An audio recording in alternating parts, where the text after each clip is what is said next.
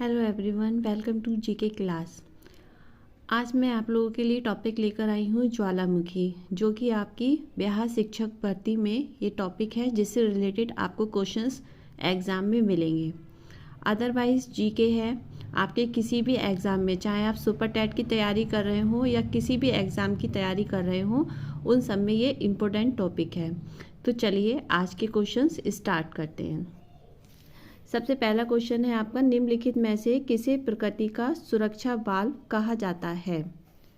भूकंप, ozone gas, ज्वालामुखी, नदियाँ।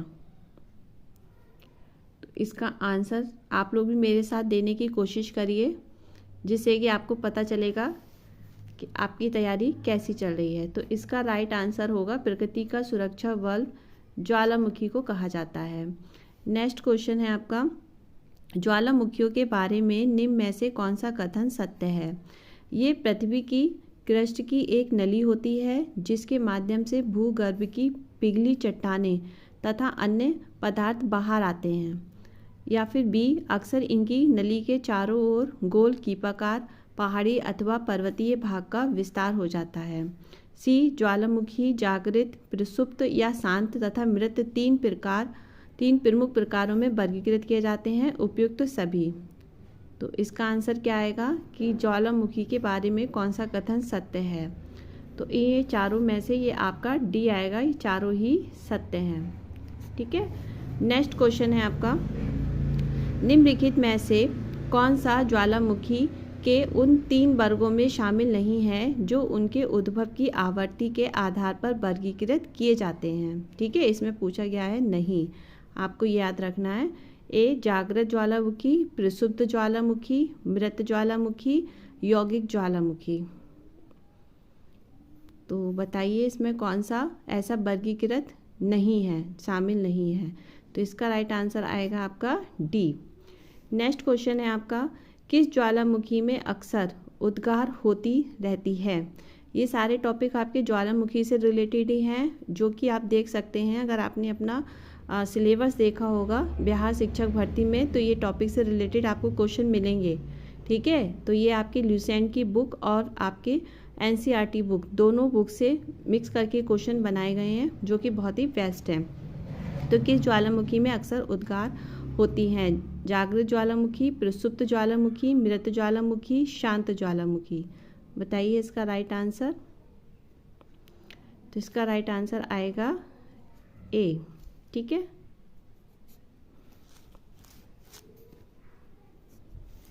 Next question है आपका, किस ज्वालामुखी में ऐतिहासिक काल से उद्गार नहीं हुए हैं? ठीक है, उद्गार नहीं हुए हैं। जागृत ज्वालामुखी में, प्रसुप्त ज्वालामुखी में, शांत ज्वालामुखी, मृत ज्वालामुखी। तो इसका राइट आंसर है डी।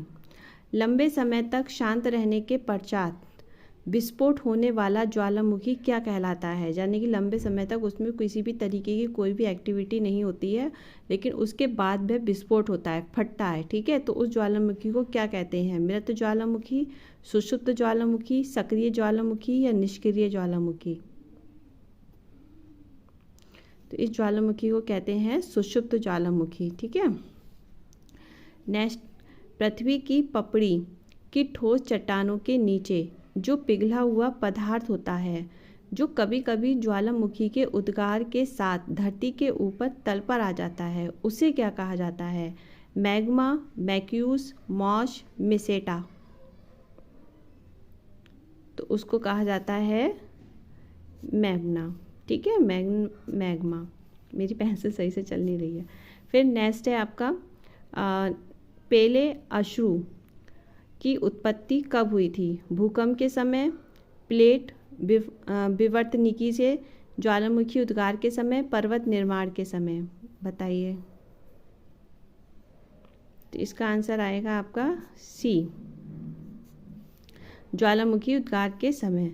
ज्वालामुखी में जल वाष्प के अलावा मुख्य गैसें होती हैं, कौन कौन सी होती हैं? Nitrogen, oxygen, hydrogen, oxygen, carbon dioxide, hydrogen, nitrogen, sulphur dioxide, carbon dioxide या फिर नाइट्रोजन। बताइए।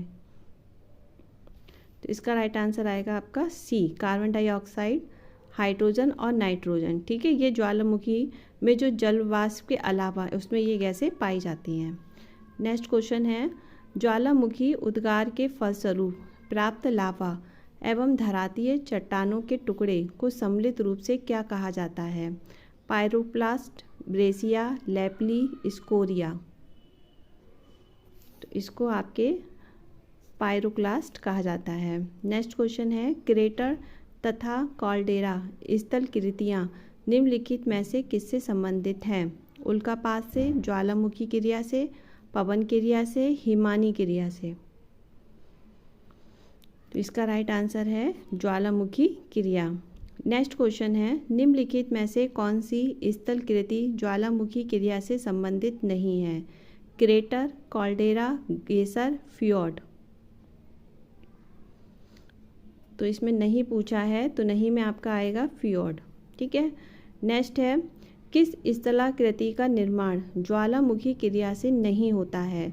लावा पठार, लावा मैदान, सिल तथा डाइक, विसर्प। बताइए इसका आंसर। तो किससे नहीं होता है पूछा है, तो विसर्प से नहीं होता है। ठीक है, डाइक क्या है? ज्वालामुखी निर्मित बहिर्वर्ती स्थलाकृति, ज्वालामुखी निर्मित आंतरिक स्थलाकृति, तटीय स्थलाकृति, हिमनद निर्मित स्थलाकृति। तो इसका आंसर आएगा आपका बी, ज्वालामुखी निर्मित आंतरिक स्थलाकृति।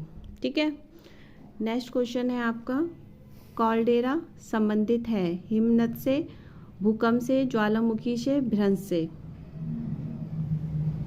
तो इसका आंसर आएगा कॉल्डेरा किससे संबंधित है? ज्वालामुखी से है। ठीक है, ज्वालामुखी का ही अन्य नाम ही है।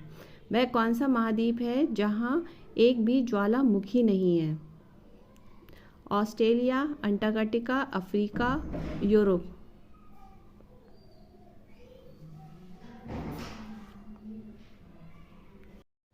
तो नेक्स्ट क्वेश्चन है हमारा, अग्नि वलय किसे कहा जाता है?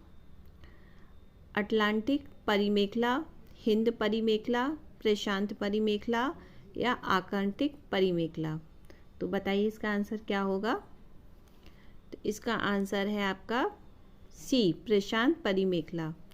नेक्स्ट क्वेश्चन है आपका, लयकोलित संबंधित है ज्वालामुखी से, भूकंप से, पर्वत निर्माण से, महाद्वीपीय प्रवाह से।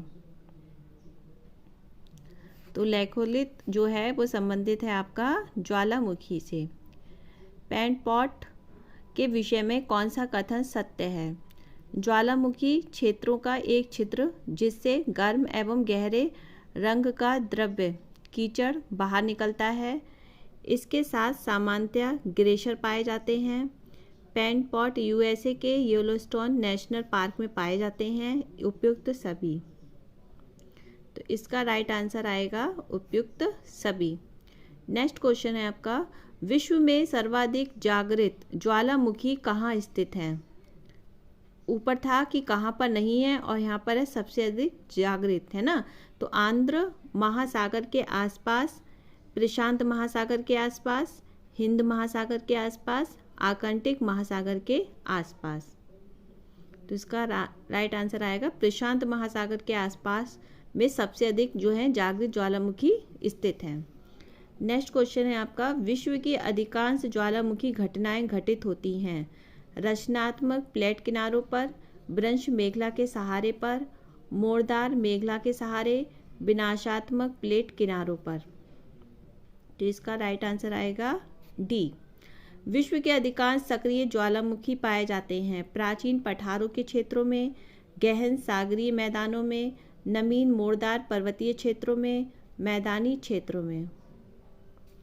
तो इसका राइट आंसर आएगा नमीन मोड़दार पर्वतीय क्षेत्रों में। ठीक है, फिर है आपका नेक्स्ट क्वेश्चन, प्रशांत महासागर के चारों तरफ स्थित ज्वालामुखी की पेटी को क्या कहा जाता है? नुइस, अर्टेंडे, हानरतो, अग्नि श्रृंखला, सोल्फ तारा। इसको अग्नि श्रृंखला कहा जाता है। विश्व के अधिकांश सक्रिय ज्वालामुखी निम्नलिखित में से किस क्षेत्र में पाए जाते हैं? मध्य महाद्वीपीय पेटी, मध्य अटलांटिक पेटी, परिप्रशांत पेटी, अफ्रीका की ब्रंश घाटी। तो ये आएगा आपका पारी प्रशांत पेटी। निम्नलिखित में से कौन सा ज्वालामुखी पर्वत उदाहरण नहीं है? Mount Etna, mount Fujiyama, mount black, mount आपका किलिमंजारो। तो इसका राइट आंसर है सी। विश्व का सबसे ऊंचा ज्वालामुखी पर्वत कोटोपैक्सी कहाँ स्थित है? जापान में, फिलीपींस में, इक्वेडोर में, हवाई द्वीप में। तो इसका राइट आंसर आएगा सी। स्ट्रोम्बोली किस प्रकार का ज्वालामुखी है? जागृत, सुषुप्त, मृत या शांत? इनमें से कोई नहीं। तो इसका आंसर आएगा जागृत। मृत व ज्वालामुखी किलिमंजारो किस देश में स्थित है? इटली, तंजानिया, मैक्सिको या फिर संयुक्त राष्ट्र अमेरिका? तो ये आएगा आपका तंजानिया। ठीक है। नेक्स्ट है आपका फ्यूजियामा किस देश का ज्वालामुखी पर्वत है? Italy, Japan, Kenya, Mexico? तो right answer is option B, Japan. निम्नलिखित में से किस ज्वालामुखी को भूमध्य सागर का प्रकाश स्तंभ कहा जाता है? ठीक है। एटना, क्राकाटाओ, स्ट्रोम्बोली या वेसुवियस? तो इसका right answer option C, Fossa Magna है। ज्वालामुखी, बी आकार की घाटी, बृहस्पति पर्वत, दरार घाटी? तो राइट आंसर इज ए। आज के लिए इतना ही। कल मैं आपको इससे आगे का एक पार्ट और है, उसके आगे क्वेश्चन में लेके आऊँगी, जिसमें आपके विश्व के और भारत के जितने भी ज्वालामुखी हैं वो सारे क्वेश्चंस इसमें आ जाएंगे। ठीक है। तो वीडियो अगर अच्छा लगा हो तो प्लीज़ चैनल को सब्सक्राइब करें, लाइक करें और कमेंट बॉक्स में मुझे बताएं कि वीडियो कैसा लगा। चलिए ठीक है, फिर मिलते हैं नेक्स्ट वीडियो में। तब तक के लिए बाय बाय।